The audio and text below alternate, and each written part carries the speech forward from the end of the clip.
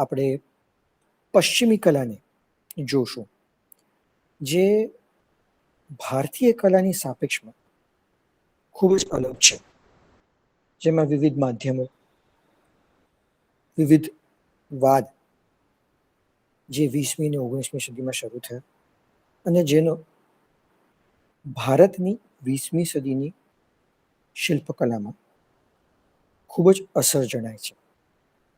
કારણ કે સ્વતંત્રતા મળ્યા પછી ભારતમાં ગ્લોબલાઇઝેશનની એક મૂવમેન્ટ હતી અને જેના ભાગરૂપે ઘણા બધા ચિત્રકારો, શિલ્પકારોની અસર આપણને જોવા મળે છે. એની સાથે સાથે મુગલ સમયમાં પણ પશ્ચિમી કલાના ચિત્રો ભારતમાં આવ્યા હતા, પ્રિન્ટો આવ્યા હતા અને એની અસર પણ ક્યાંક ને ક્યાંક ભારતીય શિલ્પોમાં જોવા મળે છે. જેથી કરીને આજે આપણે પશ્ચિમી શૈલીને જોવાનો પ્રયત્ન કરીશું, એના શિલ્પોને સમજવાનો પ્રયત્ન કરીશું અને વિવિધ માધ્યમો, વિષય વસ્તુને આપણે સમજીશું.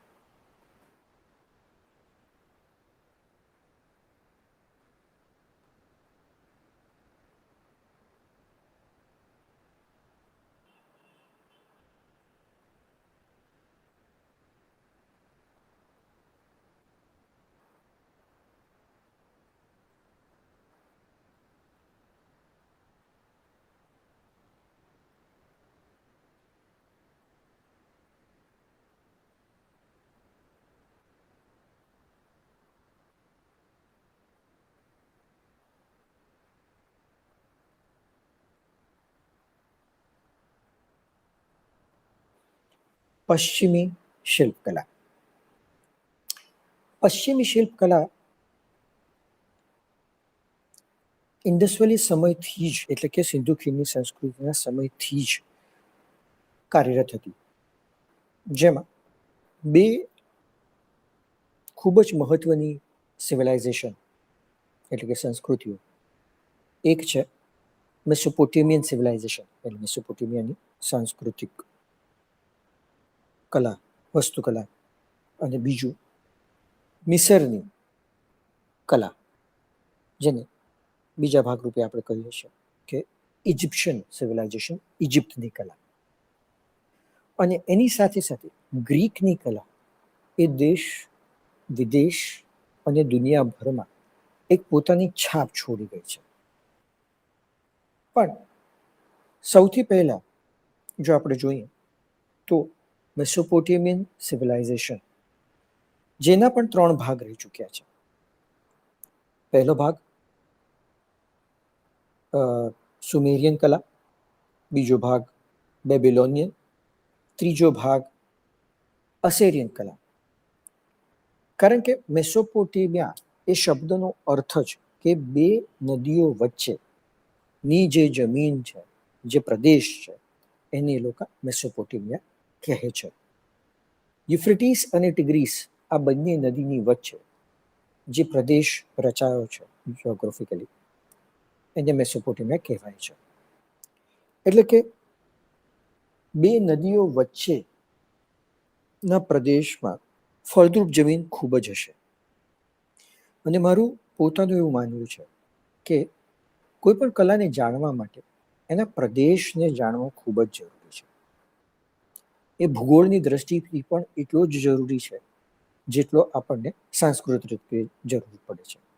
કારણ કે ક્યાંક ને ક્યાંક એ પ્રદેશનું ભૂગોળ આપણને એ કલાને સમજવામાં ખૂબ જ મદદરૂપ બની રહે છે. એને જેનું મેસોપોટેમિયા એક ઉત્તમ ઉદાહરણ છે.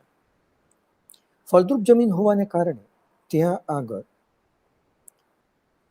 માટી ખૂબ જ ફળદ્રુપ હતી, એટલે કે એગ્રીકલ્ચર ખૂબ જ સરસ રીતે, ખેતીવાડી અને અન્ય પશુપાલનની જે બી પ્રવૃત્તિઓ છે એ ખૂબ જ સારી પ્રમાણમાં વિકસિત હતી. એટલે ત્યાં જે સ્થાપત્ય કલા જે છે એ માટીથી શરૂ થયેલી હતી. પણ ત્યાં જે પણ કલા વિકસી અને એમાં વધારે પડતો ભાગ જે હતો એ શિલ્પકલાનો હતો. શિલ્પકલામાં ઈનાન એ લોકો પણ હજુ સુધી શ્યોર નથી કે આ શિલ્પનું એક્ઝેક્ટ નામ શું છે, પણ એ લોકોના માનવા પ્રમાણે ઈનાન આ શિલ્પનું નામ હોઈ શકે છે, જે એક સ્ત્રી મુખ છે.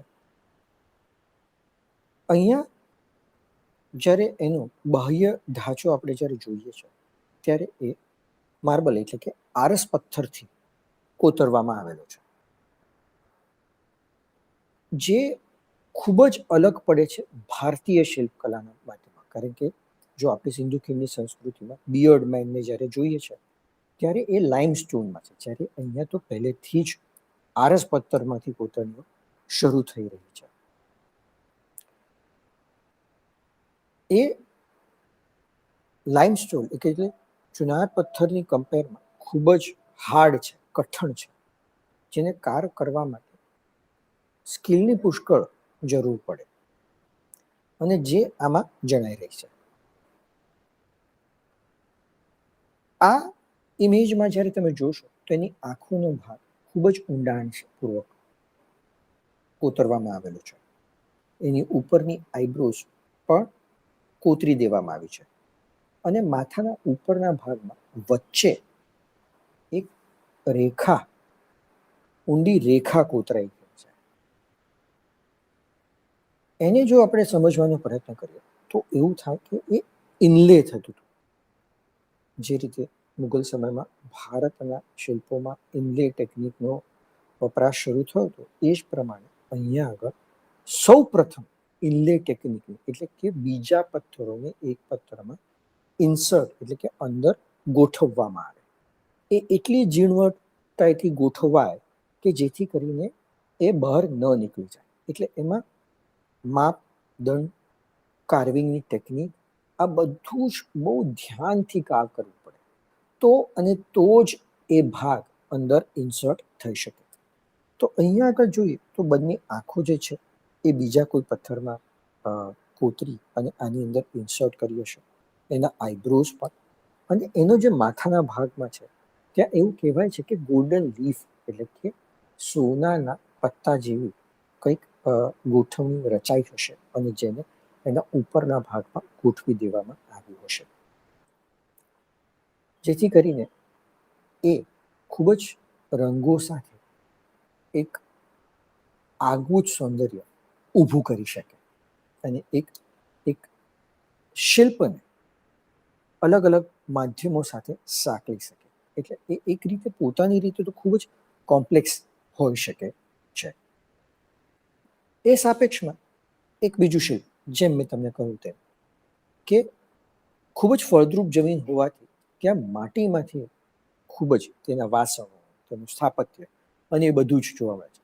એવી રીતે આ વાસ એટલે કે એક નાનકડો કપ અહીંયા દર્શાવાયો છે, જે નોર્મલી એવું કહી શકાય કે સેક્રિફાઈસ એટલે કે તમે જ્યારે ભગવાનને જે બી અર્પણ કરો એનું પહેલું અર્પણ એ લોકો ભગવાનને કરતા, એના માટેનો આ વાસ હોઈ શકે છે.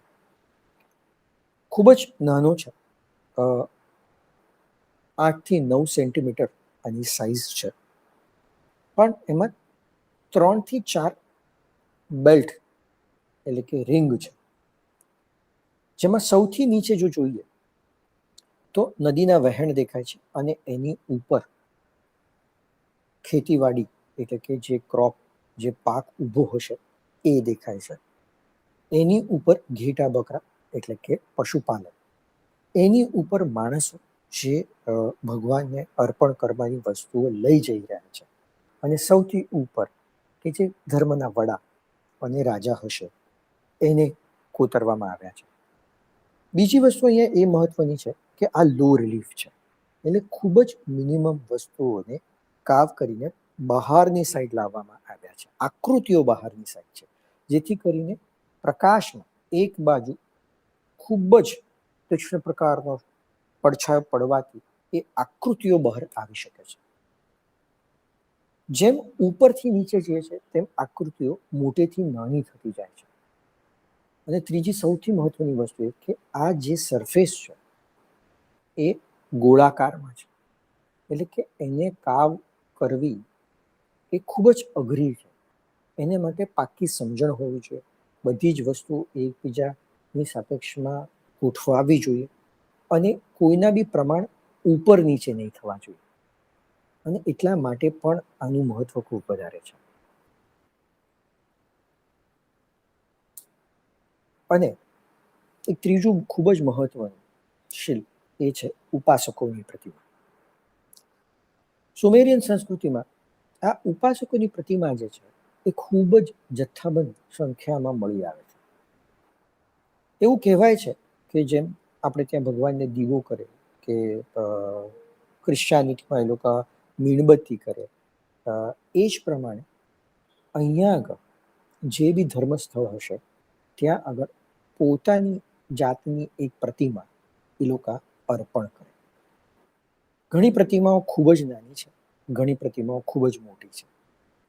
જેવી જેની નિષ્ઠા અને જેવું જેનું ઇકોનોમિકલ બેકગ્રાઉન્ડ એ પ્રમાણે એ પ્રતિમાઓ એ લોકો ભગવાનને અર્પણ કરતા. શંકુ આકારમાં સિલિન્ડ્રિક ફોર્મમાં જુઓ તો જે માણસનું પાત્ર છે, એટલે કે જે પુરુષ પાત્ર છે, એણે કમરથી નીચેના ભાગમાં કપડાં પહેર્યા છે, જેના દાઢી અને માથાના વાળ જે છે એ ખૂબ જ વાંકડિયા છે અને એની આંખો જે છે એ ઉપરથી ચોંટાડવામાં આવેલી છે. એની સાપેક્ષમાં જ્યારે સ્ત્રીનું જે પાત્ર છે એને આખા શરીરે વસ્ત્રો પહેરેલા છે, જેના વાળ બાંધેલા છે, જેથી કરીને એના વાળ વાંકડ્યા છે કે સીધા છે એનો કોઈ ખ્યાલ મળતો નથી. અને એની પણ આંખો જે છે એ ઉપરથી ચોંટાડવામાં આવે છે. ખૂબ જ રિયાલિસ્ટિક પ્રમાણમાં આ શિલ્પો બનાવાયા છે કે જે નાનેથી મોટા સુધી ખૂબ જ સરળ છે અને માટીમાંથી જ બનાવાયા છે. અહીંયા 2 થી 3 પ્રકારની માટી મળે છે, જેના રંગો અલગ અલગ છે, પણ એ ફળદ્રુપ હોવાથી એ શિલ્પ માટે ખૂબ જ ઉપયોગી હતી.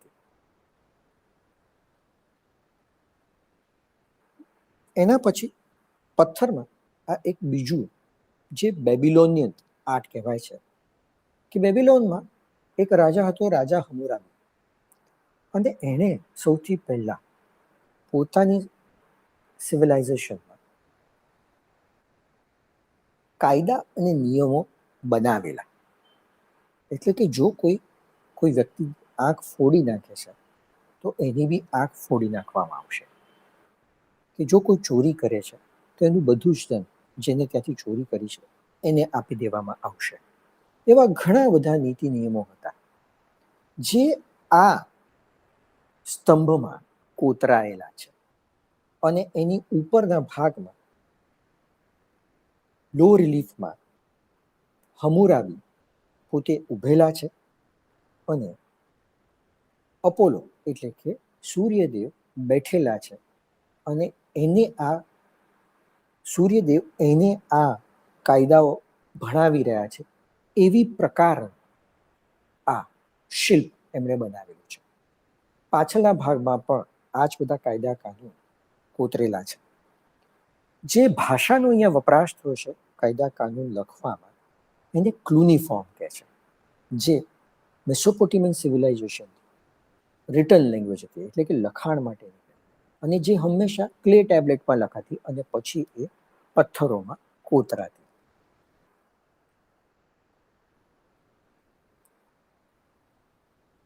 અસેરિયન સમયમાં એની સ્થાપત્ય કલા ખૂબ વિકસેલી હતી, જેમણે સિતાદેલ એટલે કે કિલ્લાની દિવાલોની અંદર રહેલું શહેર, એના જે ગેટ એટલે કે દરવાજા હતા ત્યાં આગળ આ લોમાસ નામનું પ્રાણીએ એમને ગોઠવેલું હતું. આ એકદમ કાલ્પનિક પ્રાણી છે જે પથ્થરમાંથી કોતરાયેલું છે, જે લો રિલીફથી લઈને હાઈ રિલીફ સુધી છે. તમે ધ્યાનથી આ પ્રતિમા જોશો તો જ્યારે આપણે સામેથી જોઈએ છે ત્યારે લોમાસના 4 પગ છે, પણ જ્યારે નીચેની ઇમેજ જુઓ છો ત્યારે ગણતરીમાં આવે છે ત્યારે એના 5 પગ છે. એનું જે શરીર છે એ એક બળદનું છે. એની પાંખો જે છે એ સંભળીની છે અને એનો જે ચહેરો જે છે એ પુરુષનો છે. એટલે કે ત્રણેય વસ્તુનું સમાગમ, એટલે એક કાલ્પનિક ચિત્ર ઊભું કરી અને આ શિલ્પ રચવામાં આવ્યું છે. બીજી વસ્તુ પર્સ્પેક્ટિવની દ્રષ્ટિથી, એટલે કે તમે જ્યારે સામેથી જાઓ ત્યારે બી 4 પગ દેખાય અને તમે એની પાસેથી પસાર થાવ ત્યારે બી 4 પગ દેખાય. એટલા એ દ્રષ્ટિકોણથી કે દરેક એંગલથી એના 4 જ પગ દેખાય, એ દ્રષ્ટિકોણથી જ એને આવી રીતે બનાવવામાં આવ્યો છે. એની આ સ્ટ્રેન્થને કારણે કે જેના ગાર્ડિયન, એટલે કે જેની જે સિતાદેલ છે એની રક્ષા આ એક પ્રાણી કરી રહ્યું છે કે જે વિચારોથી પણ ખૂબ જ સશક્ત છે, ઉડી બી શકે છે અને દોડી બી શકે છે. તો દરેક પરિમાણોને ધ્યાનમાં રાખીને એક આ કાલ્પનિક પ્રાણીને એ લોકોએ ઊભું કરેલું છે એઝ અ દ્વારપાલ. એના પછી આવે છે એની જ સાથેની સંસ્કૃતિ, એ મિશ્રની સંસ્કૃતિ, એટલે કે ઇજિપ્શિયન સિવિલાઇઝેશન. ઇજિપ્શિયન સિવિલાઇઝેશન સ્થાપત્ય કલા માટે ખૂબ જ જાણીતી છે કે તેના પિરામિડ જે છે એ દુનિયાભરમાં મશહૂર છે, કારણ કે એ સ્થાપત્યની દ્રષ્ટિથી એક આગવું જ અચીવમેન્ટ કહી શકાય છે. એમાં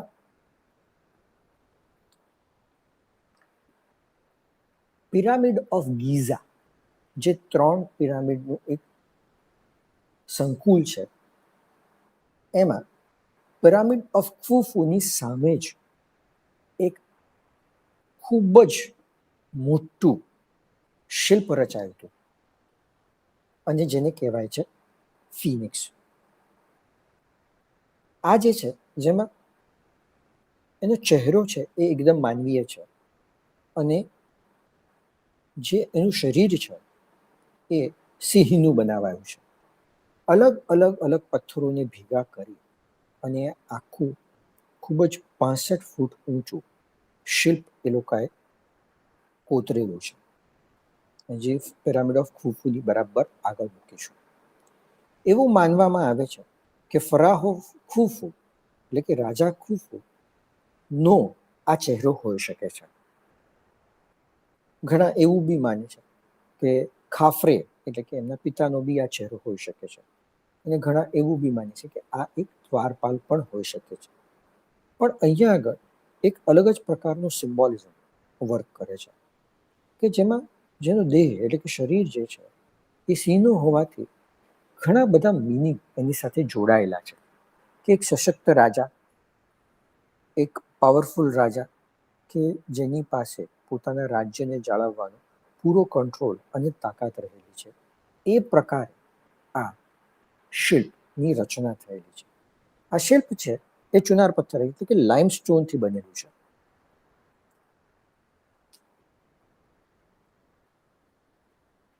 ઇજિપ્તના શિલ્પોમાં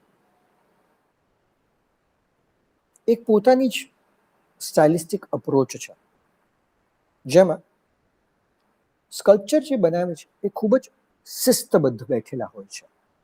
એ તમે ફિનિક્સ ગણી લો કે એ તમે ખાફરીનું આ શિલ્પ ગણી લો, જે પારસ પથ્થરમાંથી, કાળા પારસ પથ્થરમાંથી બનાવેલું છે, આરસ પથ્થરમાંથી બનાવેલું છે. અને એ બી જ્યારે એનો તમે પોસ્ચર, જ્યારે એનું સિટિંગ જ્યારે જોશો ત્યારે એ ખૂબ જ શિસ્તબદ્ધ બેઠેલા છે. કોઈ બી દ્રષ્ટિકોણથી રિલેક્સ નથી. એના ખભા એકદમ સ્ટ્રેટ છે, મોઢું પણ એકદમ સીધું છે, હાથ બી એકદમ પરફેક્ટલી ઘૂંટણ સુધી અડેલા છે અને પગ બી એકદમ સીધા બેસેલા છે. બીજું કે ઇજિપ્શિયન સિવિલાઇઝેશનમાં એના ભગવાનોનું પણ એક માઇથોલોજીકલ મહત્વ રહેલું છે. હિન્દુ ધર્મ પ્રમાણે અહીંયા બી બહુ બધા ભગવાનો વિશેની વાતો છે. એવું કહેવાય છે કે દરેક શહેરના એક ભગવાન હતા અને જે બી તેનો રાજા હોય એ ભગવાનને માનતો. અહીંયા બી ફાલ્કન ગોડ જે છે એ ખાફરેની પાછળ ઊભા રહેલા છે. એટલે કે એવું કહેવાય છે કે ફાલ્કન ગોડ જે છે એ ખાફરેના ભગવાન હશે. એટલે આ એક અલગ જ પ્રકારના સિમ્બોલિઝમને અહીંયા આગળ દર્શાવવામાં આવેલું છે. બીજી ખૂબ જ અગત્યની બાબત એ કે જે રીતે શિલ્પને કોતરવામાં આવેલું છે એથી સામેના પક્ષથી આપણે એ ફાલ્કન ગોડને નહીં જોઈ શકીએ, પણ જ્યારે બંને બાજુએથી જોશો ત્યારે આપણને એ દેખાશે. એટલે એક સરપ્રાઇઝ પ્રકારનું એલિમેન્ટ પણ રહેલું છે કે જે એક શિલ્પની વિશેષતા હોવી જરૂરી છે એ પ્રકાર. કારણ કે શિલ્પ અને ચિત્રમાં આ જ મોટો તફાવત છે કે શિલ્પને તમે બધી જ બાજુથી માણી શકતા હોવા જોઈએ, અને જે બી બાજુથી જુઓ છો એ તમને એક અલગ જ પ્રકારનો આભાસ કરાવતો હોવો જોઈએ, જ્યારે ચિત્ર આપણે એક જ તરફથી માણી શકીએ છીએ. અને એ જ રીતે ખૂબ જ મહત્વનું શિલ્પ ઇજિપ્તમાં ક્વીન નેફેટિટી, રાણી નેફેટિટી, જે બર્લિન મ્યુઝિયમમાં છે અત્યારે. એવું કહેવાય છે કે રાણી નેફેટિટી જે હતા એ ખૂબ જ સુંદર સ્ત્રી હતા. દુનિયામાં સુંદર સ્ત્રીઓમાં એમનું નામ હતું, અને જે એમના પોર્ટ્રેટ પરથી, એમના વ્યક્તિશિલ્પ પરથી આ આપણને જાણવા મળે છે. અહીંયા જે શિલ્પ છે એ ખૂબ જ ધ્યાનથી કોતરવામાં આવ્યું છે. અગેન લાઇમસ્ટોનમાં છે, પણ એની ઉપર એમને પેન્ટ બી કરેલું છે, એની ઉપર એમને રંગો બી ભરેલા છે. એકલું ખાલી કાર્વિંગ કરીને નથી મૂકી દીધું જે બીજા શિલ્પોમાં આપણે જોઈ શકીએ છીએ. એમના ભૂગોટમાં એમના જે ઘરેણા છે ગળાની નીચે એ બધું જ એમને પેઇન્ટ કરેલું છે. એમની આંખો બી ઉપરથી લગાડેલી છે, અને એમના જે આઈબ્રોઝ છે એ પેઇન્ટ કરેલા છે. જો એનોટોમિકલ એટલે કે શરીરના અલગ અલગ ભાગોના પ્રમાણોની દ્રષ્ટિથી જોઈએ તો બી નાક, આંખ, કાન, હોઠ ખૂબ જ સુંદર રીતે રચેલા છે. એમનું ગળું બી જે છે એ ખૂબ જ લાંબુ દેખાઈ આવે છે, અને એ વેલ બેલેન્સ છે સ્કલ્પચરમાં. કારણ કે તમે જો પાછળનો ભાગ જુઓ તો એમનો મુગટનો જે ભાગ છે એ ખાસો પાછળ આવે છે. એટલે કે શિલ્પમાં એ વસ્તુ ખૂબ જરૂરી છે કે બેલેન્સ હોવું જોઈએ. તમે જ્યારે કોઈ બી શિલ્પ કોતરો અને એનું સંયોજન કરો ત્યારે એ ઊભું રહેતું હોવું જોઈએ, અને એ દ્રષ્ટિકોણથી જેટલું એમનો ચહેરો બહાર આવે છે એટલો જ પાછળથી એ ઉપરથી પાછળ જાય છે.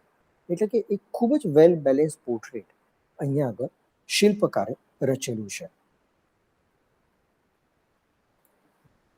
એ સાપેક્ષમાં ગ્રીક સભ્યતા ખૂબ જ અલગ હતી, અને એને ક્લાસિકલ પણ માનવામાં આવે છે. ગ્રીક સભ્યતા ઘણા બધા તમે લોકો જાણતા હશો કે જેમાં પ્લેટો, એરિસ્ટોટલ જેવા ચિંતનકારો બી થઈ ગયા કે જેમણે અલગ અલગ વસ્તુઓને અલગ અલગ દ્રષ્ટિકોણને શોધવામાં, એની વાતો કરવામાં, એની ડેફિનેશનો લાવવામાં ખૂબ જ મહેનત અને મદદ કરી છે. એટલે કે આ જે આખી જ સંસ્કૃતિ છે એ એક આઈડિયલિસ્ટિક વે ઓફ થિંકિંગ જેને કહીએ છીએ એમાં માનતી હશે એવું મનાય છે.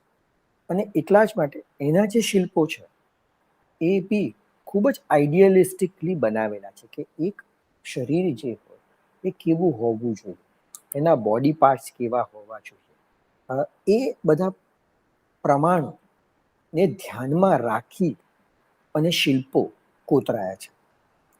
એ 3 ભાગમાં છે.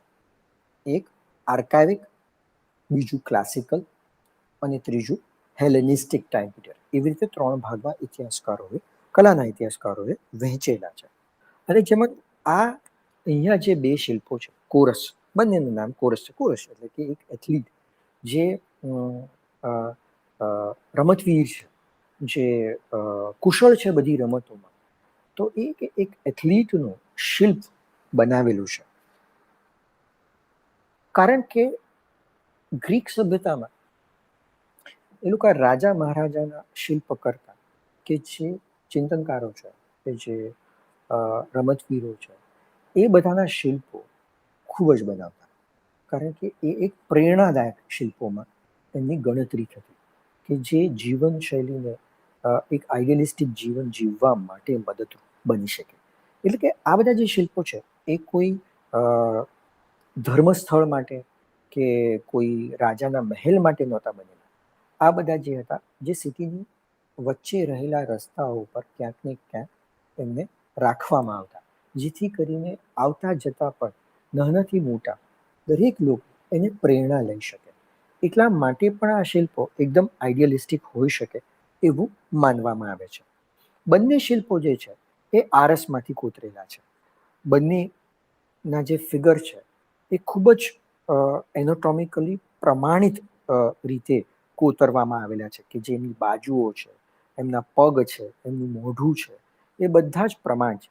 પણ અગેન આ જે આર્કાઇવિક પીરિયડના જેટલા બી શિલ્પો છે એમાં કોઈ પ્રકારની ફ્લેક્સિબિલિટી તમને બોડીમાં નથી દેખાતી, જે એકદમ પ્રમાણે સ્થિર અને શિસ્તબદ્ધ છે, એકદમ ટટ્ટાર ઊભા છે, એકદમ ટટ્ટાર બેઠેલા છે, કે જે ઇજિપ્તના શિલ્પો સાથે ઘણી બધી સામ્યતા ધરાવે છે. એની સાપેક્ષમાં ક્લાસિકલ સિવિલાઇઝેશનમાં, કે જેમાં યોદ્ધાઓના શિલ્પો ખૂબ જ બન્યા.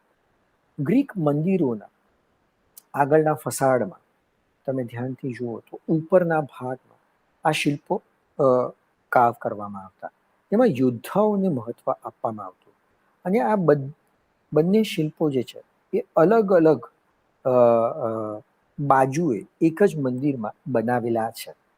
પણ એ બંનેમાં જ ઘણો બધો ફરક દેખાઈ આવે છે. કે ઉપરનું જે શિલ્પ છે એ સ્પેક્ટેટર એટલે કે જોનાર વ્યક્તિ સામે જોયે છે, અને મરતા મરતા નીચે પડી રહ્યું છે એ પ્રકારનું છે. જ્યારે નીચેનું જે શિલ્પ છે એ નીચેની તરફ જુએ છે. એના બોડી પાર્ટ્સ પણ તમે જોશો કે એના દરેકે દરેક અંગો છે એ ગ્રેવિટેટલ ફોર્સથી નીચેની બાજુએ જતા હોય એવું લાગી રહ્યું છે, જ્યારે ઉપરના શિલ્પમાં એવું નથી લાગતું. તો આ જે ઇવોલ્યુશન છે, જે ટ્રાન્સફોર્મેશન છે, એ આ શિલ્પોમાં ખૂબ જ સુંદર રીતે આપણને જોવા મળે છે. કે એક શરૂઆતથી લઈને આગળ એ લોકો જેવી રીતે એક્સપ્રેશન, ઇમોશન થી આખા જ બોડીમાં શું ફરક આવે એ આ શિલ્પોમાં દર્શાવેલું છે. બીજું કે આરસમાં કોતરેલા શિલ્પો હોવાને કારણે અહીંયા આગળ ઘણા બધા લેયર્સ તમને જોવા મળે છે. જેમ કે નીચેનો જે મરનાર યોદ્ધા, જે યોદ્ધા એમણે બનાવેલો છે, એના પગ, એક પગ હવામાં છે અને બીજો પગ જમીનને અડી ચૂક્યો છે. જ્યારે આગળનો હાથ અને પાછળના હાથમાં ખાસ્સું બધું અંતર છે, અને એમાં બી એને ઢાલ પકડી રાખી છે, કે જે અંદરની બાજુથી અને પાછળની બાજુથી ઉપસેલી છે. અંદરની બાજુથી જાય છે તો પાછળની બાજુ ઉપસેલી છે. તો એવા ઘણા બધા માપદંડને ધ્યાનમાં રાખી અને આખું જ એક એક્સપ્રેસિવ મોડમાં આને બનાવેલું છે. એ જ ક્લાસિકલ સમયનું એક બીજું શિલ્પ જે કાંસ્ય ધાતુમાં કાસ્ટ કરેલું છે એ છે ઝૂસ. ઝૂસ જે છે એ ગ્રીક ભગવાનોમાં રાજા હતો. વીજળી એ એનું શસ્ત્ર હતું. અને અહીંયા આગળ ખૂબ જ સુંદર રીતે કાંસ્ય ધાતુમાં એને કાસ્ટ કરેલું છે. લોસ્ટ વેક્સ ટેકનિકથી આ આખું જ શિલ્પ કાસ્ટ થયેલું છે, જેની હાઈટ એટલે કે ઊંચાઈ 1.9 મીટર છે. એટલે કે નહીં 4 થી 4.5 ફૂટ જેટલું ઊંચું હશે એક માનવીય કૃતિ એમણે બનાવેલી છે, અને નીચેનું પેડેસ્ટલ અલગથી. બીજું એવું દેખાય છે કે એમનો એક હાથ આગળ એટલે કે ડાબા ભાગનો હાથ આગળ અને જમણો હાથ પાછળ, જે કંઈક ફેંકી રહ્યા છે. કાં તો ભાલો હોઈ શકે છે અને કાં તો વીજળી હોઈ શકે છે, એ દર્શાવેલું છે. એમનો જે ટોર્સો જે છે, એટલે કે શરીરનો ઉપરનો બાંધો જે છે, એ એક એથ્લીટની જેમ દર્શાવેલો છે. અને એમનો જે ચહેરો છે એ ખૂબ જ ગાઢ અને મેચ્યોર હોય, એટલે કે એમની એજ અપ્રોક્સિમેટલી 40 થી 45 વર્ષનો એક માનવી હોય એ પ્રકારની દર્શાવેલી છે. એટલે કે આ શિલ્પમાં સમય કેવી રીતે તમે જાણી શકો, એના ચહેરા, એના બોડીના મસલ્સ, એટલે કે અંગોના માંસપેશીના ના દ્રષ્ટિકોણથી તમે જ્યારે જુઓ ત્યારે તમને આભાસ થાય છે કે આમાં એક સમય બી છે, કે જે એક એજ, એટલે કે એક વયના દ્રષ્ટિકોણથી એમને ક્રિએટ કરેલો છે. અને હેલેનિસ્ટિક સમયનો ખૂબ જ જાણીતું શિલ્પ એટલે કે લાકૂન. લાકૂન જે છે એ એક માઇથોલોજીકલ સ્ટોરી, એક વાર્તા પર આધારિત છે, કે જે સિટીનો ગાર્ડ હતો અને જેને એક દેવતાને અંદર નહીં આવવા દીધેલો, જેથી કરીને એને શ્રાપ મળેલો, અને એના ભાગરૂપે બે સાપ એના પર છોડવામાં આવેલા, અને એ અને એમના બે દીકરાઓ એમાં ફસાઈ ગયેલા અને એનાથી એ મૃત્યુ પામેલા. આ વાર્તાને ઘણા બધા ચિત્રકારોએ પણ પેઇન્ટ કરેલી છે, અને મેનરિઝમ સમયમાં એ બહુ જાણીતા ચિત્રકાર એલ ગ્રેકોએ પણ પેઇન્ટ કરેલી છે. આ શિલ્પથી ઘણા બધા પુનરુત્થાન સમયકાળના શિલ્પકારો અને ચિત્રકારો પણ પ્રેરણા લઈ ચૂકેલા છે, અને એમના શિલ્પોમાં પણ આ જ પ્રકારની લયબદ્ધતા, એક્સપ્રેશન, ઇમોશન, એ બધું જ જોવા મળે છે. લાકૂનમાં તમે જોશો તો જે લાકૂન પોતે, જે માણસ પોતે છે, એ સેન્ટરમાં ખૂબ જ ઊંચો અને જાઇજેન્ટિક દેખાઈ આવે છે. આ જે રચના જે છે એ ખૂબ જ કોમ્પ્લેક્સ છે, કારણ કે તમે જો ધ્યાનથી જોશો તો એનો જે પાછળનો પગ છે અને આગળના પગ વચ્ચે ખૂબ જ અંતર છે. એનું જે શરીર છે એ ડાયગનલ છે. એમાં એક હાથ પાછળ, આ ખભો આગળ, મોઢું પાછું ટર્ન થઈને નીચેની તરફ, બીજો હાથમાં બીજા સર્પનું માથું હોઈ શકે છે, અને એ પોતાને છોડાવવાની પ્રક્રિયા કરી રહ્યો છે. એની સાપેક્ષમાં એનો મોટો દીકરો પણ એક પગ ઊંચો, એક પગ જમીન પર, નાનો દીકરો જ્યારે એનો ખાલી પગની આંગળીઓ જ જમીનને અડી છે, આખો જ સાપોના એનાથી ઉંચકાઈ ગયેલો છે. અને ત્રણેયના ચહેરા પર એવા ભાવ છે કે જે ને ખબર છે કે કદાચ એ મૃત્યુ પામી શકે છે, છતાં પણ જીવન જીવવાની જે લડત છે એ આ શિલ્પમાં દેખાઈ રહી છે. ખૂબ જ વાસ્તવિકતાનો આભાસ કરાવે છે.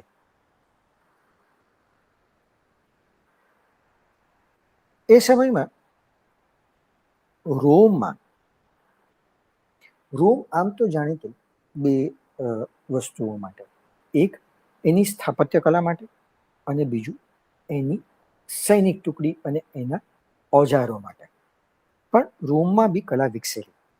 વારંવાર ગ્રીક સાથેની લડાઈમાં એ લોકો ઘણા બધા ગ્રીક શિલ્પો રોમમાં લઈ આવેલા, અને એનો અભ્યાસ કરીને પણ રોમમાં શિલ્પો ખૂબ જ સુંદર રીતે બનેલા છે. પણ આ 5મી કે 6ઠી સદીમાં બનેલું લુપા રોમાના એક શિલ્પ છે.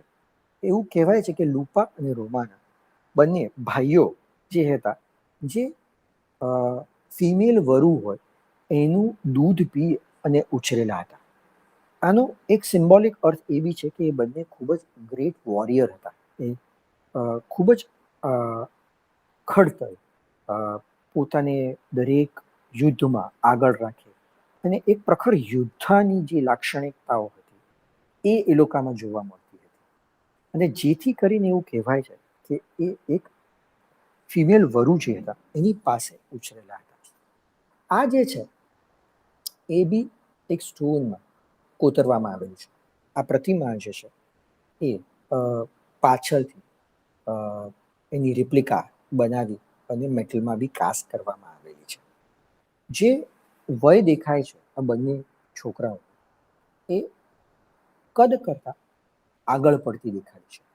અને જે એક ફિમેલ વરુનું જે વાસ્તવિક રીતે એમણે દર્શાવ્યું છે એ પણ એક સુંદર છે, જેમાં જે પાછળ એક મધરહુડ, જે પોતાની એક માતા પોતાના બાળકોની જેમ રક્ષા કરતી હોય એમ જ એની નીચે બંને દીકરાઓને રાખી, બંને લોપા અને રોમાનાને રાખી અને ઊભેલી છે અને જુએ છે કે કોઈ આવી તો નથી જતું. એ પ્રકારે આખા ભાવ એ લોકોએ અહીંયા દર્શાવેલા છે. રોમનું ખૂબ જ જાણીતું શિલ્પ અને રોમમાં કાશ્ય શિલ્પો બહોળા પ્રમાણમાં આવેલા છે. પબ્લિક સ્કલ્પચર એટલે કે લોકો વચ્ચે રાખેલા શિલ્પો જે છે એ અહીંયા ખૂબ જ પ્રચલિત હતા. ભગવાનના શિલ્પો કરતા જે રાજા મહારાજા અને યોદ્ધાઓ જે છે એમને યાદ રાખવાનું અહીંયા આગળ રીત હતી. ટ્રિમ્ફલ આર્ચ કરીને આર્કિટેક્ચર એલિમેન્ટ છે, એટલે કે સ્થાપત્ય એલિમેન્ટ છે. ટ્રિમ્ફલ આર્ચ, 3 અલગ અલગ આર્ચ, અને જે પબ્લિક સ્કલ્પચર તરીકે ખૂબ જ જાણીતા કે જેમાં જે પણ લડાઈઓ એ લોકો જીતેલા અને એની અંદર જે બી શહીદ થયેલા લોકો હતા એ લોકોના નામ અને એ લોકોના વ્યક્તિચિત શિલ્પો એમાં કંડારવામાં આવતા હતા. અને પાછળથી કાંસ્ય શિલ્પોમાં રાજા મહારાજા અને યોદ્ધાઓને દર્શાવવામાં આવ્યું. માર્કસ ઓરેલિયસ કરીને જે મહારાજા હતો, જે રાજા હતો, એનું આ કાંસ્ય શિલ્પ છે. ખૂબ જ 10 થી 12 ફૂટનું આ શિલ્પ છે. ઘોડા પર બેઠેલો આખું જ શિલ્પ જે છે એ ઘોડાના 3 પગથી બેલેન્સ કરવામાં આવેલું છે. એક પગ ઊંચો છે, ઘોડો ખૂબ જ ખડતલ રીતે દર્શાવેલો છે. અને જેમ રાજા કે માર્કસ ઓરેલિયસ પોતાની ટુકડીને માર્ગદર્શન આપતો હોય એ પ્રકારે અને એની સમીક્ષા કરતો હોય એ પ્રકારે આ શિલ્પને દર્શાવવામાં આવેલું છે. આ શિલ્પ પર ઘણા પુનરુત્થાન અને એની પાછળના જે બી લોકો, જે બી શિલ્પકારો હતા એને પ્રેરણાદાયક બન્યું છે. કારણ કે જે રીતેનું કાસ્ટ લોસ કાસ્ટ છે કે મીણમાંથી પહેલાં આખું આ શિલ્પ બનાવવાનું, પછી એનો મોલ્ડ લેવાનું, પછી એમાં ધાતુને પીગાળી અને એ મોલ્ડમાં પોર કરવાની, અને પછી એ મોલ્ડ તોડી અને આખું આ શિલ્પ બહાર કાઢવાનું, એ એક ખૂબ જ ચીવટતા માંગી લે અને મહેનત માંગી લે એવી પ્રક્રિયા છે. આખી જ પ્રક્રિયા છે. અને આમાં ઘોડો અને માર્કસ ઓલિસ એ બંને અલગ અલગ કાસ્ટ કરવામાં આવ્યા છે અને પછી એ બંનેને જોડી દેવામાં આવે છે. એ પછી રોમમાં અર્લી ક્રિશ્ચન અને બાઇઝેન્ટાઇન નામનો સમય હતો કે જેમાં ક્રિશ્ચન સમુદાયને પોતાના રિલિજનને પ્રેક્ટિસ કરવાની પરમિશન મળી. અને એ સમયે ઈસુ ખ્રિસ્તના જીવનની વાર્તાઓ અને બાઇબલ જે એમનો ધર્મગ્રંથ છે એમાં રહેલી વાર્તાઓ દર્શાવતા, જે ચર્ચ, કેથેડ્રલ માં ક્યાંક ને ક્યાંક ચિત્રો દ્વારા અથવા મ્યુરલ દ્વારા દર્શાવતા. આ સાર્કોફેઝસ છે, એક પથ્થરની શબપેટી કે જેની ઉપર બાઇબલ ધર્મગ્રંથના અલગ અલગ પાસાઓને, અલગ અલગ વાર્તાઓને એમને હાઈ રિલીફથી દર્શાવી છે. ગ્રીક અને રોમનના જે ખૂબ જ મોટા મોટા શિલ્પોની તુલનામાં આ શિલ્પો નાના હતા પ્રારંભિક સમયમાં, અને પાછળથી એ બી મોટા થયા હતા. જેમાં ડાબેથી જમણી તરફ જઈએ તો ઈસક જે દરિયામાં ફસાઈ ગયેલો અને એણે એક રાક્ષસ સાથે યુદ્ધ કર્યું અને એના ગળામાં ફસાઈને 3 દિવસ પછી મિરેકલથી એ બહાર આવ્યો, એ વાર્તા. વચ્ચે આ બાઇબલની વાર્તાઓ કહેનાર વ્યક્તિ, એના પછી ગુડ શેફર્ડ એટલે કે ઈસુ ખ્રિસ્તને એક ભરવાડના દ્રષ્ટિકોણથી દર્શાવેલો, અને ઘેટાં અને બકરા એના અનુયાયીઓ છે એવું સિમ્બોલિઝમ વપરાતું હતું એ, અને બેપ્ટિઝમ એટલે કે ક્રિશ્ચિયન સમુદાયમાં પોતાને અંગીકાર કરવું એ પ્રથા અહીંયા દર્શાવી છે, કે જેમાં એકદમ જમણી બાજુએ ભગવાન ઈસુ ખ્રિસ્તને ક્રિશ્ચિયન ધર્મમાં અંગીકાર કરાવે છે અને જોર્ડન રિવરમાં એમને સ્નાન કરાવે છે. એ પ્રકારનું આ હાઈ રિલીફ અહીંયા કોતરાયેલું છે. એના પછી રોમનસ્ક સમયમાં ક્રિશ્ચિયન ધર્મનો ફેલાવો ખૂબ જ બહોળા પ્રમાણમાં થયો હતો. મોટા મોટા ધર્મસ્થળો એટલે કે ચર્ચ, બેપ્ટિસ્ટ્રી, કેથેડ્રલ્સ, એ બધા જ એબે ચર્ચીસ, એ બધા જ બંધાયા હતા. અને એમાં જે શિલ્પો હતા એ મોટા ભાગે હાઈ રિલીફ અને લો રિલીફમાં હતા. એમાં એ ધર્મ સ્થળે અંદર આવવા માટેની જે જગ્યા હતી એ ખૂબ જ મહત્વની હતી, અને જેથી કરીને એની ઉપર જ, એ દરવાજાઓની ઉપર જ પથ્થરોમાંથી કોતરેલા હાઈ રિલીફ અહીંયા મુકાયેલા છે. આ જે ચર્ચ છે એની ઉપર લાસ્ટ જજમેન્ટ એટલે કે જીસસ ક્રાઇસ્ટને જ્યારે ક્રુસિફાઈડ કરેલા એ પોઝિશનમાં ક્રાઇસ્ટને ઊભા રાખ્યા છે, અને એની બંને બાજુએ તમે જે સારા કર્મો કરો છો એના ફળ, અને તમે જે ખરાબ કર્મો કરો છો એના ફળ વચ્ચેનો એક ભેદભાવ, અથવા કે એ બંનેનો ભેદ શું હોઈ શકે, એના પરિણામો શું હોઈ શકે, કે તમે સ્વર્ગમાં જશો કે તમે નર્કમાં જશો, એ દર્શાવવામાં આવેલો છે. ખૂબ જ સેન્ટ્રિક છે. એની સાથે સાથે વચ્ચેના જે સ્તંભ છે, જે અહીંયા એનો ડિટેલ ભાગ છે, એમાં એક પરીનું પણ રચના કરી, એક એન્જલ જેને દર્શાવવામાં આવેલી છે, કે જે એ આ લેખાજોખાને ધ્યાનમાં રાખી શકે છે. અને એની બીજી બાજુ જ્યારે જીસસ ક્રાઇસ્ટનો જન્મ થયેલો હતો, અને એ પછી જ્યારે એ જેરુસલેમમાં આવ્યા હતા અને એમનું અભિવાદન થયેલું હતું, એ દર્શાવવામાં આવેલું છે.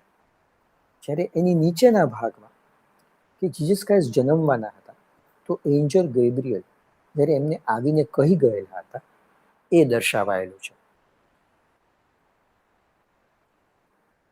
અને એ પછીના ગોથિક સમયમાં તો ચર્ચ ખૂબ જ મોટા અને મોટા બનતા ગયા.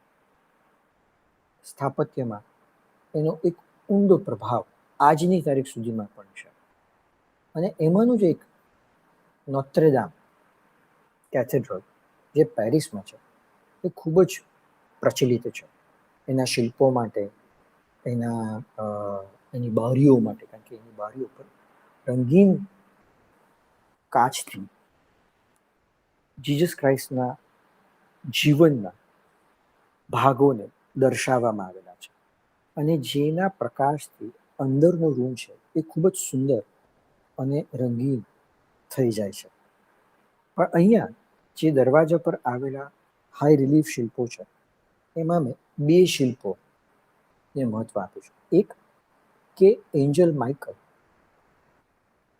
સતલાનો ચુકાદો આપી રહ્યા છે, કે તમે જોઈ શકો છો કે એના હાથમાં તરાજવું છે, અને એક બાજુ ડેવિલ ઊભેલો છે અને જે માપી રહ્યો છે કે સારા કર્મો અને ખરાબ કર્મોની વચ્ચે શું ફરક છે અને કેટલું છે, કોનું વજન વધારે છે. જ્યારે બીજી બાજુ બાઇબલનું એક ખૂબ જ મહત્વની વાર્તા કે જેમાં એડમ અને ઈવ એ બંને પહેલા પુરુષ અને સ્ત્રી હતા, જે સર્પ જેવું માઇથોલોજીકલ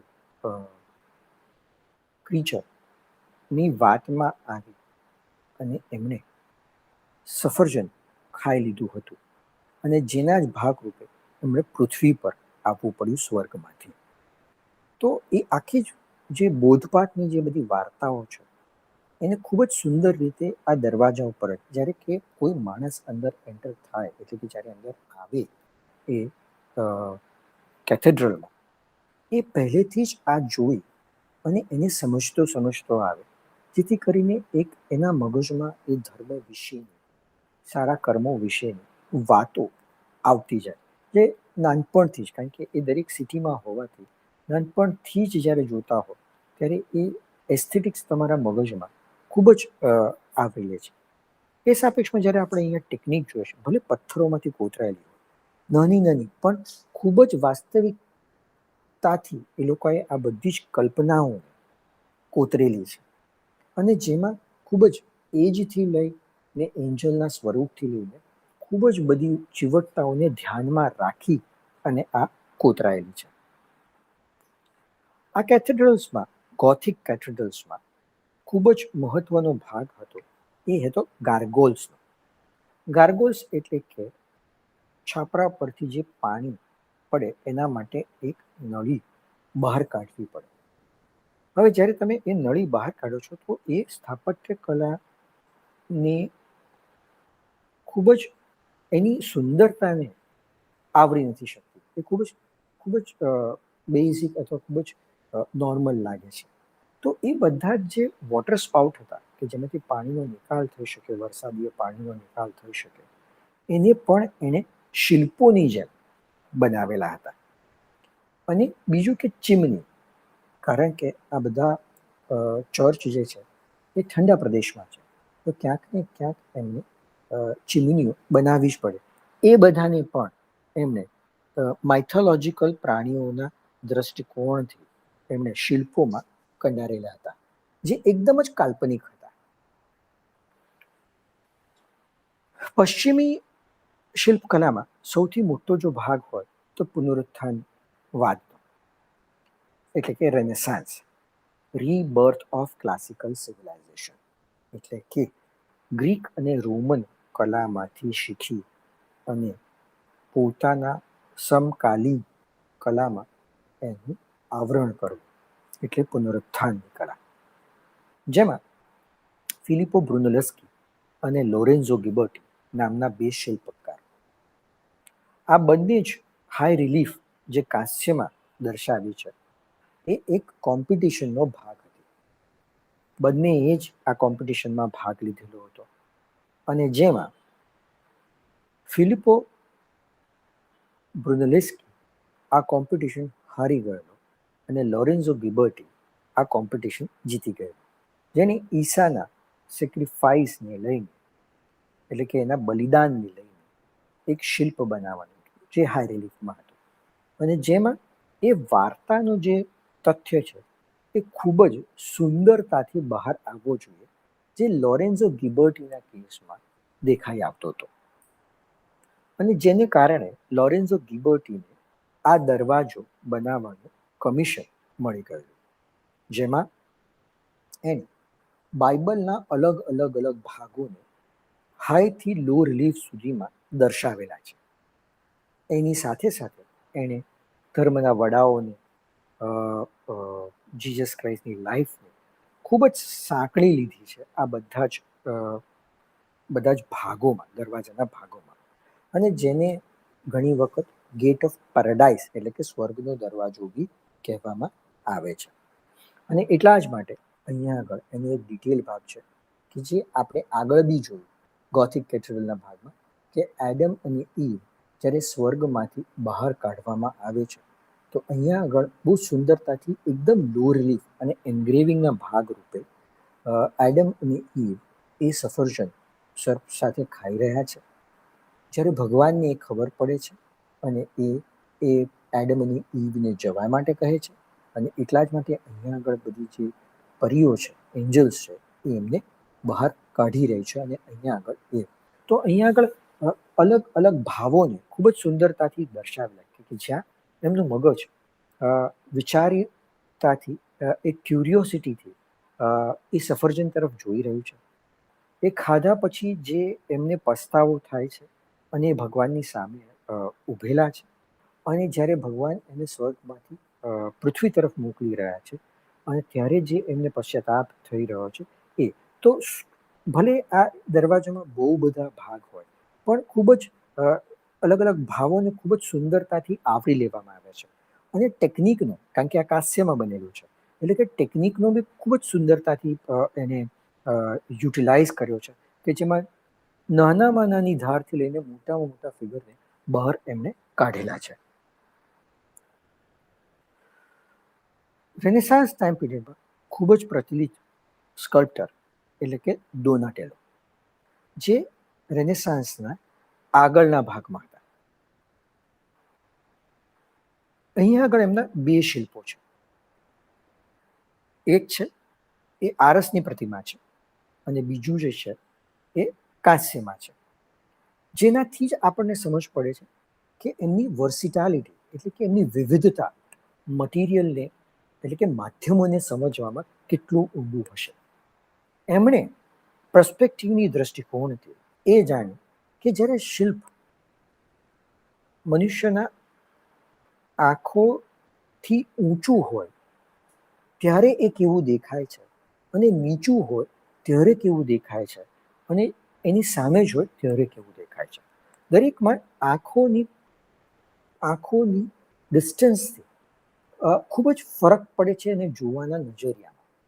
અને એટલા જ માટે કે જ્યારે માનવીય માપમાં તમે શિલ્પ બનાવો છો અને એ આંખોથી ઉપર હોય છે તો એનો સ્કેલ આપોઆપ, એનો માપદંડ આપોઆપ આપણને વિઝ્યુઅલી થોડો નાનો દેખાય છે. એટલા જ માટે એને સેન્ટ જ્યોર્જ કે જે ખ્રિસ્તી ધર્મના એક પ્રખર યોદ્ધા હતા ધર્મને બચાવવા માટે, એનું શિલ્પ જે છે એ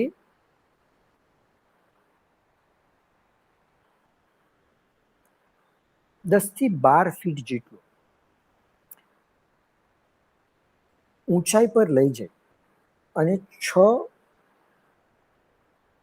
થી 6.5 ફૂટ જેટલું એમણે બનાવ્યું, જેથી કરીને એ માનવીય માપદંડની આકૃતિ જેટલું દેખાય. સાયમલ્ટેનિયસલી એની આજુબાજુ જે છે એમણે એક નિશ બનાવી, જેથી કરીને એ આરસ પથ્થરનો જે રંગ છે એ નિખરીને બહાર આવે. એ સાપેક્ષમાં જે ડેવિડ છે એ કાંસ્યમાં બનાવ્યું. એમાં એમણે એની એજ ખૂબ જ યંગ દેખાડી કે જેને એક રાક્ષસને મારી નાખેલો, અને એ ખૂબ જ યંગ દેખાડવાથી એ યુવા અવસ્થામાં જ એ યોદ્ધા તરીકેની છાપ છૂટી કરી શકે, વિચારો કરી શકે, અને એ કેટલો ખડતલ અને કેટલો નિર્ભય હોઈ શકે એવા ભાવોને દર્શાવવાનો પ્રયત્ન કર્યો. ડોનાટેલોનું ખૂબ જ પ્રચલિત આ શિલ્પ જે રોમન સમયના માર્કસ ઓરેલિયસ કાંસ્ય શિલ્પ સાથે ખૂબ જ મેળજોળ ખાય છે. એ ત્યાંથી સમજી, વિચારી, જાણી અને એને ખૂબ જ સ્ટડી કરી અને પોતાના શિલ્પો બનાવતા હતા. એ સમયમાં હાઈ રેનેસાન્સમાં માઇકલ એન્જલો એ ખૂબ જ જાણીતા શિલ્પકાર. એ જેટલા સારા શિલ્પકાર એટલા જ સારા ચિત્રકાર પણ ખરા. એમના અહીંયા 2 એક્ઝામ્પલ છે. એમના મત પ્રમાણે શિલ્પો હંમેશા માનવીય માપથી મોટા જ હોવા જોઈએ, કારણ કે એ એની મોન્યુમેન્ટાલિટી, એ વિષય વસ્તુની મોન્યુમેન્ટાલિટીને દર્શાવે છે. એટલા માટે એટલે એમણે જે ડેવિડ બનાવ્યો છે એ ડોનાટેલોએ જે ડેવિડ બનાવ્યો છે એનાથી ખૂબ જ મોટો છે. બીજું, એમણે બી ડેવિડને બનાવ્યો એ એક યુવા અવસ્થામાં બનાવ્યો, પણ એમાં જે એમણે એક યુવાનમાં દુનિયા જીતી લેવાની જે આકાંક્ષાઓ હોય એને દર્શાવવાનો પ્રયત્ન કર્યો. એની સાપેક્ષમાં મોઝેસ જે છે શિલ્પ, એમાં એમણે મોઝેસની એજ એ ખૂબ પુખ્ત વયની દેખાડી, જેથી કરીને એની દ્રઢતા, એની સમજ અને એની શક્તિને એ દર્શાવી શકે. અને એમનું ખૂબ જ જાણીતું શિલ્પ એટલે કે પિયેતા, કે જ્યારે મધર મેરી જીસસ ક્રાઇસ્ટને ક્રોસ ઉપરથી નીચે લાવી છે અને ત્યારે પોતાના ખોળામાં લઈ અને બેસે છે, એ સમયને એમણે આરસ પથ્થરમાં કોતર્યો. ખૂબ જ વાસ્તવિકતાથી કપડાં, શરીરને દર્શાવ્યું.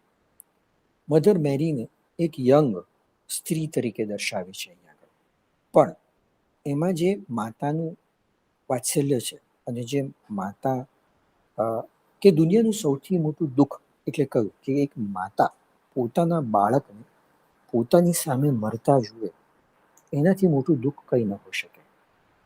એના શરીરને જો એ જ ઊંચકે તો એનાથી મોટું દુઃખ કોઈ હોઈ ન શકે. એ પ્રકારના ભાવને અહીંયા આગળ લાવવાનો એમણે પ્રયત્ન કર્યો છે. જે રીતે કે એક મૃત શરીર હોય તો એનું શરીર ધીરે ધીરે સંકોચાતું જાય, એ જ પ્રકારે જીસસ ક્રાઇસ્ટનું જે શરીર છે એ સંકોચાતું જતું હોય, એમના અલગ અલગ ભાગો સ્ટીફ થતા જતા હોય, એની સાપેક્ષમાં પહેરણને ખૂબ જ સુરન અને જે કાપડની જે એક એક સળ છે ખૂબ જ વાસ્તવિકતાથી એમણે કાવ કરી છે. અને એનાથી જ બોધપાઠ લઈ અને શીખેલા જે બરુકિયન ટાઈમ પીરિયડના શિલ્પકાર એટલે લોરેન્ઝો બર્નિની, જેમણે બનાવેલું સેન્ટ ટેરેસાનું આ શિલ્પ, આ આખું જે નિશ છે એ એમણે જ બનાવેલું છે, જેમાં અલગ અલગ ટેક્સચરવાળા પથ્થરોને ગોઠવ્યા અને એની સાપેક્ષમાં સફેદ આરસના પથ્થરોમાં એમણે આ બનાવ્યું. પાછળ ગોલ્ડન કલરના રેઝ એમણે કોતર્યા, જેથી કરીને જ્યારે સૂર્યપ્રકાશ એટલે કે અહીંયાથી જે નિશ છે એ ખુલ્લું છે, જેથી કરીને પ્રકાશ પડે ત્યારે એન્જલ જે સેન્ટ ટેરેસા છે એને સ્વર્ગમાં લઈ જવા છે એવી અભિભૂતિ થાય, અને એને જ સુંદર રીતે એમણે આ શિલ્પોમાં આવરી લીધું છે. અને બર્નિનીએ પણ ડેવિડ બનાવ્યું. ડેવિડ એ ખૂબ જ પ્રચલિત સબ્જેક્ટ હતો રેનેસાન્સ અને બારોક ટાઈમ પીરિયડમાં. અહીંયા આગળ જે ડેવિડ છે આરસમાંથી જેમને બનાવ્યો છે બર્નિનીએ, એને એના મોશન દેખાડે છે. જ્યારે તમે ડોનાટેલો અને માઇકલ એન્જેલોમાં જોશો તો એમાં એક સ્તબ્ધ ભાવ છે, સ્થાયી ભાવ છે. જ્યારે અહીંયા મોશન હોવાથી એની ચપળતા, ચંચળતા અને આસ્પેક્ટ ઓફ મૂવમેન્ટ જે છે એ ખૂબ જ સુંદરતાથી દર્શાવાય છે.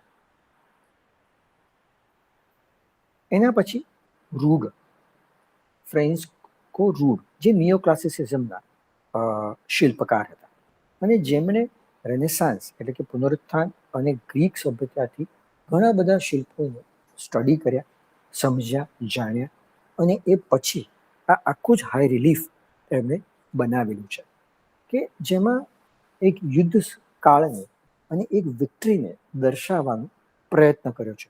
દરેકે દરેક ફિગરના હાવભાવ એકબીજાથી અલગ છે, જેમાં ક્યાંક ને ક્યાંક આપણને એ ક્યાં આખા જ કમ્પોઝિશનમાં આપણને બાંધી દેતા હોય એવું વર્તાય છે. 20મી સદીની શરૂઆતમાં આધુનિકતા ખૂબ જ પ્રબળ હતી. બંને વર્લ્ડ વોરની વચ્ચેનો સમય જે હતો એ દુનિયા માટે ખૂબ જ ક્રિટિકલ હતો, પણ કલા યુગ માટે પણ એટલો જ ક્રિટિકલ હતો, અને જેમાં નાની નાની ઘણા બધા વાદનો ઉદ્ભવ થયો, અને જેમાં એક સૌથી ફેમસ વાદ એટલે કે ક્યુબિઝમ, ક્યુબિઝમનો એક ખૂબ જ જાણીતો ચિત્રકાર એટલે કે પાબ્લો પિકાસો. પાબ્લો પિકાસોએ ચિત્રોની સાથે સાથે શિલ્પો પણ કર્યા અને એને શિલ્પના માધ્યમોને બદલવાનો પ્રયત્ન બી કર્યો. અહીંયા એના બંને ઉત્તમ નમૂના છે કે જેમાં એમણે ખુરશીનો જે કેનમાં બનેલી હોય એ જ લીધું, એની સાથે એમણે દોરી બાંધી અને એની ઉપર છાપા અને અલગ અલગ પોસ્ટરોને ચોંટાડી અને એક 2 ડાયમેન્શનલ શિલ્પ બનાવવાનો પ્રયત્ન કર્યો છે. જ્યારે બીજી બાજુ કાર્ડબોર્ડ, પેપર, થ્રેડ, વાયર એ બધાથી એક ગિટાર બનાવ્યું છે કે જેના અલગ અલગ ભાગોને અલગ અલગ રીતે દર્શાવેલા છે. કારણ કે ક્યુબિઝમ એટલે ઘનતાવાદમાં કે દરેક ઓબ્જેક્ટ એટલે કે દરેક પદાર્થને અલગ અલગ કેટલી બધી રીતે જોઈ શકીએ છીએ અને એ દરેકે દરેક ભાગ એકબીજાની સાથે એટલો જ મહત્વ ધરાય છે.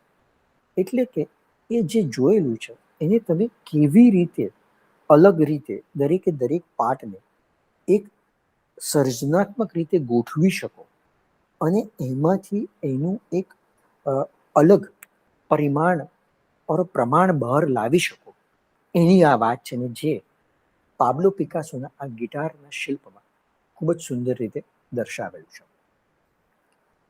એ સમયે રશિયામાં ભવિષ્યવાદ ચાલતો હતો અને એનો એક શિલ્પકાર એટલે કે બોટ બાકોની એણે ભવિષ્યવાદમાં એક સુંદર શિલ્પ કર્યું. અવકાશમાં સાતત્યનું અનોખું સ્વરૂપ કે જેમાં મૂવમેન્ટ કે કોઈ બી ફોર્મ, કોઈ બી પદાર્થ છે એ જ્યારે અવકાશમાં હોય છે ત્યારે એની એક મૂવમેન્ટ છે, સ્થાયી તો સ્થાયી અને અસ્થાયી તો અસ્થાયી, પણ એની એક મૂવમેન્ટ છે. જ્યારે તો માનવીય શરીર છે, માનવીય ફોર્મ જે છે એ તો જ્યારે ચાલતો હોય ત્યારે તો કેટલા બધા મૂવમેન્ટમાં હોય અને એને પોતાના શિલ્પમાં લાવવાનો પ્રયત્ન કર્યો છે. અહીંયા બંને શિલ્પો છે એ એક જ વિષય વસ્તુ પર છે પણ બંનેના માધ્યમો અલગ અલગ છે, જેથી કરીને એની પ્રતીતિ જે થાય છે એ બી અલગ અલગ થાય છે કે એક છે એ કાંસ્યમાં છે અને એક છે એ સફેદ આરસમાં છે. તમે જોઈ શકો છો કે એ મૂવમેન્ટની બી કેટલી સુંદર રીતે ભલે એક જ વિષય વસ્તુ હોવા છતાં પણ આપણને કેટલી અલગ અલગ આભાસ, કેટલો અલગ આભાસ કરાવે છે એ જાણી શકાય છે અને સમજી બી શકાય છે. સાથે સાથે એ દેખાય બી છે કે આ શિલ્પકારમાં કેટલી કુશળતા હશે મૂવમેન્ટને કેપ્ચર કરવાની. એ સમયમાં એક બીજો શિલ્પકાર નોમ ગબો, રશિયન, જેને ઘનતાવાદથી એટલે કે ક્યુબિઝમથી ઇન્સ્પાયર થઈ અને દરેકે દરેક પાર્ટ્સને કે દરેકે દરેક મટીરિયલમાં શું સાતત્ય રહેલું છે એ જાણી અને પોતાના શિલ્પોને બનાવવાનો પ્રયત્ન કર્યો. બીજી જગ્યાએ એણે એ બી જોયું કે કોઈ બી શિલ્પ કઈ જગ્યાએ મુકાય છે અને એ જગ્યાનો એના પર શું પ્રભાવ આવે છે એને બી જાણવાનો પ્રયત્ન કર્યો. અને એ જ રીતે એણે આ એક મહિલાનું પ્રતિકૃતિ બનાવી છે કે જેમાં એને કાર્ડબોર્ડથી અને એની બહારની જે ફ્રેમ છે એ ધાતુથી બનાવી છે કે દિવાલના જે ખૂણો હોય એમાં આ મુકાય અને ત્યાંથી જો બહાર આવતું હોય તો એ જે ખૂણાની જે પરિભાષા છે એ આખી જ બદલાઈ જાય. એ સ્પેસને જ ચેન્જ કરી નાખે છે અને એ જે અલગ અલગ ભાગ છે એને જ 2 ડાયમેન્શનલ ફોર્મ દર્શાવવાથી એ જે ચહેરાની પ્રતિકૃતિ છે એ બી એક અલગ જ બદલાવ લાવે છે. અહીંયા આગળ એક કોલમ એટલે કે સ્તંભને ટ્રાન્સપરન્ટ મીડિયમમાં વાપર્યું છે. અલગ અલગ માધ્યમો જેમ કે ગ્લાસ, મેટલ, વુડ અને એ બધાને લઈ અને આ આખું જ કોલમ એટલે કે સ્તંભ એને ઊભો કરેલો છે.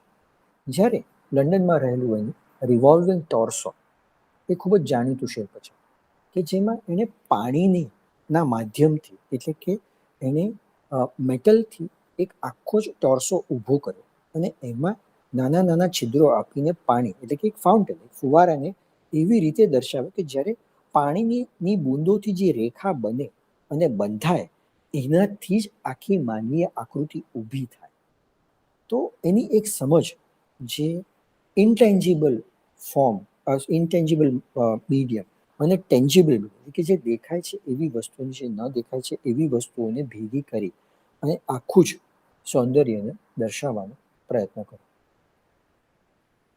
એ પછીના સમયમાં ઓગસ્ટિન રોડે, ખૂબ જ પોપ્યુલર નામ, અને આ ખૂબ જ પોપ્યુલર એનું આ શિલ્પ, વિચારક, ધ થિંકર, એને દર્શાવી શકે. એક ફિલોસોફર, કે એક વિચારક જે એ એનો એક્સપ્રેશન શું હોય છે, એની બોડી લેંગ્વેજ શું હોય છે, એ જ્યારે પોતાના ડીપ થિંકિંગમાં આવશે. આપણે બધા જ ક્યારેક ને ક્યારેક આ સમયમાંથી પસાર થતા હશું, અને એ સમયને આભાસ કરાવવા માટે જ એણે આ કાંસ્યમાંથી પોતાનું શિલ્પ બનાવેલું છે.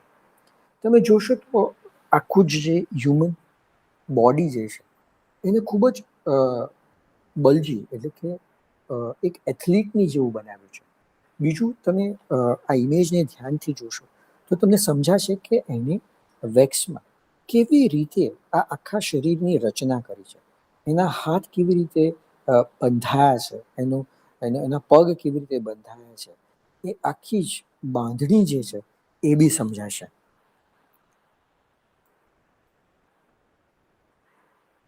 એ જ રીતે દાદાઇઝમ. દાદાઇઝમ જે હતો એમાં માર્શલ ડુશામ કરીને જે ચિત્રકાર હતા, એ શિલ્પકાર બી હતા.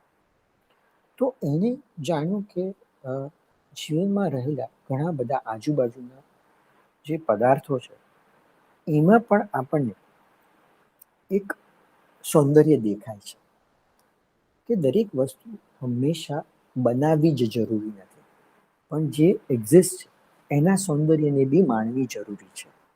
અને એ જ દ્રષ્ટિકોણથી એનું એક શિલ્પ, બાઇસિકલ વ્હીલ, જે છે, જે ચક્ર, એના અલગ અલગ ભાગ, રેખાઓ, નાની રેખા, જાડી રેખા, મોટી રેખા, એ બધાને સાતત્ય કરાવે છે આપણને આ શિલ્પ થ્રુ.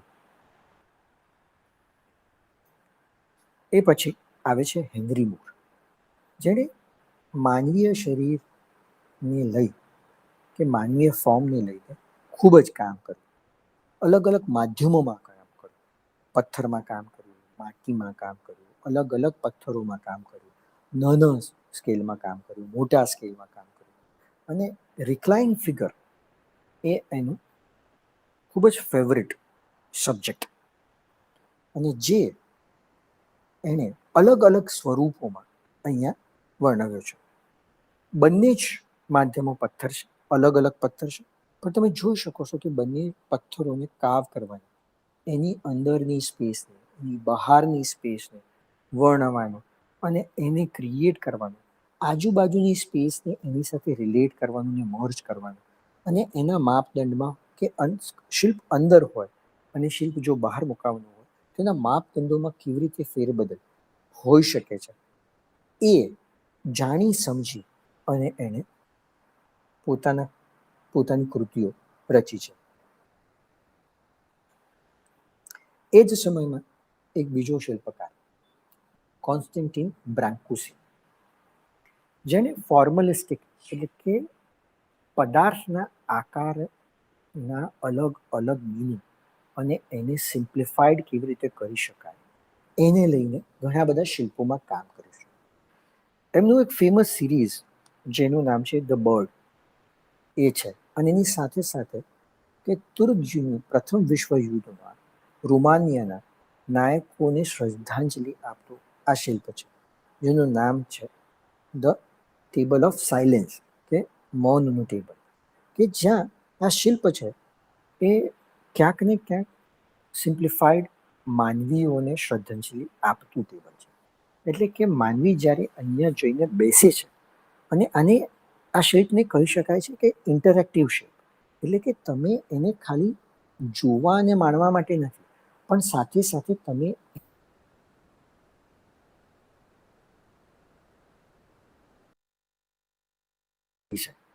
અત્યાર સુધી આપણે જે શિલ્પો જોયા એને આપણે જોઈ શકીએ છીએ, માણી શકીએ છીએ, સમજી શકીએ છીએ, પણ અહીંયા આપણે એનો ભાગ બી બની શકીએ છીએ કે જ્યારે આપણે આ ટેબલ પર બેસીએ ત્યારે જે રોમાનિયાના જે યોદ્ધાઓ માટે જે શ્રદ્ધાંજલિનો અનુભવ, જે અનુભૂતિ થાય છે, જે રિયલાઇઝેશન થાય છે, એની આ આખી વાત છે. અને એ જ સમયમાં એક સ્ત્રી શિલ્પકાર ડેમ બાર્બરા હેપવિક, જે ખૂબ જ મિનિમલિસ્ટિક અને એબ્સ્ટ્રેક્ટ વસ્તુઓને લઈને કામ કરતા, જેમાં ફોર્મ એટલે કે તરંગો જેવા વિષયને લઈને એમણે આ શિલ્પ બનાવ્યું છે, જેમાં એમણે લાકડું અને પેઇન્ટને વાપરેલા છે. તમે જુઓ છો કે એ તરંગોને કેવી રીતે દર્શાવે છે, એક આકૃતિમાંથી, એક એક એક એની અંદરની સ્પેસમાંથી, એની અંદરની રેખાઓમાંથી એ સંયોજન જે છે એ આખી જ સ્પેસને એક ડાયનેમિક વિઝનથી બહાર લાવે છે. અને એના પછીના સમયમાં એક ખૂબ જ જાણીતી શિલ્પકાર, એનું નામ જુડી શિકાગો, મૂળ વતની અમેરિકાના, એમણે ખૂબ જ જાણીતું શિલ્પ કર્યું જેનું નામ છે ડિનર પાર્ટી. તમે બધા કદાચ જાણતા હશો, પુનરુત્થાન સમયમાં લિયોનાર્ડો દ વિન્સી નામના એક ચિત્રકાર હતા અને એમનું એક ચિત્ર, એટલે કે આમ તો મ્યુરલ છે, એ મ્યુરલ લાસ્ટ સપર એટલે કે ઈસુ ખ્રિસ્તનું સૌથી છેલ્લું ભોજન છે એના પર એક ચિત્ર કરેલું હતું. એનાથી જ ઇન્સ્પાયર થઈ અને એમણે આ ડિનર પાર્ટી બનાવ્યું છે. જનરલી કલાના ઇતિહાસમાં અથવા ઇતિહાસના પાનાઓમાં બી આપણે જો જોઈએ તો આપણને એ સમજ આવે છે કે જ્યાં સ્ત્રીઓનું પ્રદાન પુરુષો જેટલું હોવા છતાં બી એના વર્ણનો ખૂબ જ જૂજ મળે છે. અને એ જ રીતે અમેરિકન હિસ્ટ્રીનો પણ એવો જ એક ભાગ છે. તો એમણે અમેરિકાની અલગ અલગ 39 મહિલાઓનું આમાં વર્ણન કર્યું છે કે જેનું દરેક અલગ અલગ ક્ષેત્રમાં પ્રદાન છે. અહીંયા આગળ એમણે ચિનાઈ માટીથી વાસણો બનાવ્યા, ટેપેસ્ટ્રી એટલે કે ભરતકામથી દરેકે દરેક મહિલાઓનું વિશેષતા દર્શાવતું ચિત્ર, એ ભરત ગૂંથણથી ટેપેસ્ટ્રી બનાવી અને એકદમ ટ્રાયંગ્યુલર ફોર્મમાં એ દરેકે દરેક મહિલાઓની હિસ્ટ્રી એ ટેપેસ્ટ્રીમાં વર્ણવી અને પછી જ એનું ટાઇટલ આપ્યું ડિનર પાર્ટી. એ જ રીતે આ જ વાદમાં એટલે કે ફેમિનિઝમમાં, કારણ કે જુડી શિકાગો પણ ફેમિનિસ્ટ આર્ટિસ્ટ છે અને મરિયમ શિપેરો બી ફેમિનિસ્ટ આર્ટિસ્ટ છે, કે જે સ્ત્રીઓની અને મહિલાઓની જે વિશેષતાઓ અને કામ કરવાની જે એમનું જે એકનોલેજમેન્ટ, એમનું જે સન્માન છે, જે ક્યાંક ને ક્યાંક ખૂબ જ જૂજ પ્રમાણમાં ઇતિહાસમાં અને સમકાલીન સમયમાં મળે છે, એના માટે કાર્યરત છે. કે જેમણે એક આ ઢીંગલીગર નામનું શિલ્પ બનાવ્યું લાકડામાંથી અને નાની નાની બીજી ઘણી બધી વસ્તુઓમાંથી આ આખું શિલ્પ ઊભું કર્યું છે. કે જ્યાં આપણે એક સ્ત્રીને ઘરકામ કરતી જોઈએ છે અને એના પ્રદાનને માનીએ છીએ, એને ક્રિટિસાઇઝ કરતું આ આખું જે શિલ્પ છે, કે જેની ગોઠવણથી આપણને સમજ પડશે કે એ કેટલું જરૂરી છે અને એનું કેટલું મોટું યોગદાન છે આ આખા જીવનમાં.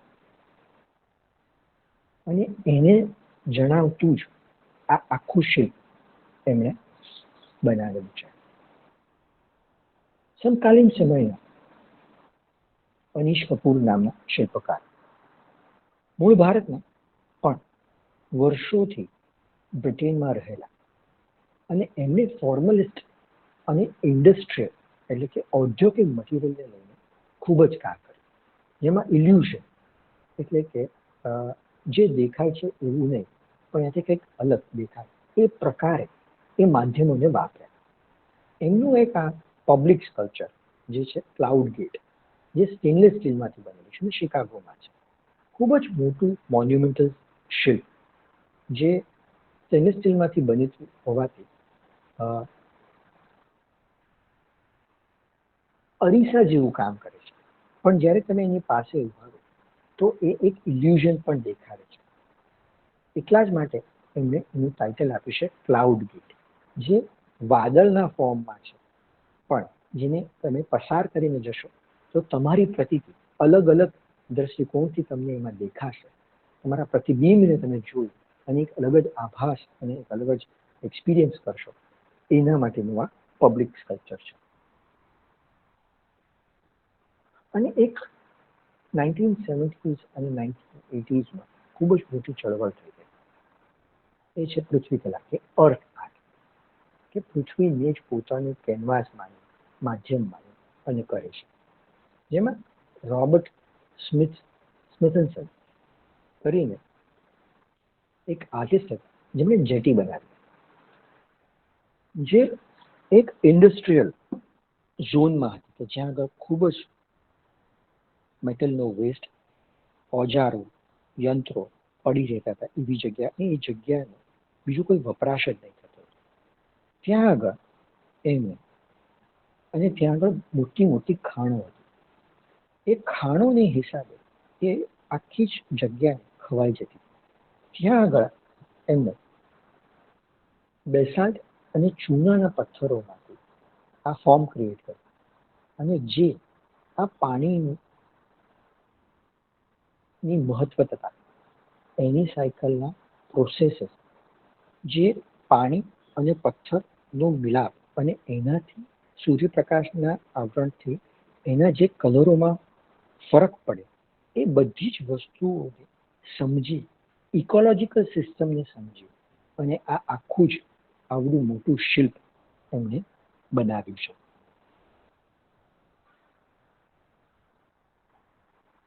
સમકાલીન સમયમાં ઘણા બધા શિલ્પકારો છે, જે ખૂબ જ અલગ અલગ માધ્યમોમાં કામ કરે છે, અલગ અલગ વિષય વસ્તુઓને લઈને કામ કરે છે. બધાને આવરી લેવા થોડા મારા માટે મુશ્કેલ હતા. એટલા માટે મેં પ્રયત્ન કર્યો છે કે જેટલાને હું આવરી શકું અને જેટલી વિષય વસ્તુઓ અને એની સાથેના માધ્યમોને દર્શાવી શકાય, એનો આ પશ્ચિમી કલામાં પ્રયત્ન છે. આ સમકાલીન જે શિલ્પકારો છે, જે મહિલાઓ કે પુરુષો બંનેએ ભારતના સમકાલીન શિલ્પકારો પર ઊંડી છાપ છોડી છે. અને હવે તો બિનાલે નામની એક ઇવેન્ટ પણ થાય છે, જે આ શિલ્પકૃતિઓના વિચારોને આદાન પ્રદાનમાં ખૂબ મહત્વનો ભાગ ભજવે છે. તો આઈ હોપ કે આ દૃષ્ટિકોણ તમને સમજાયો હશે અને તમને મજા બી આવી હશે. તો તમારા બધાનો ખૂબ ખૂબ આભાર.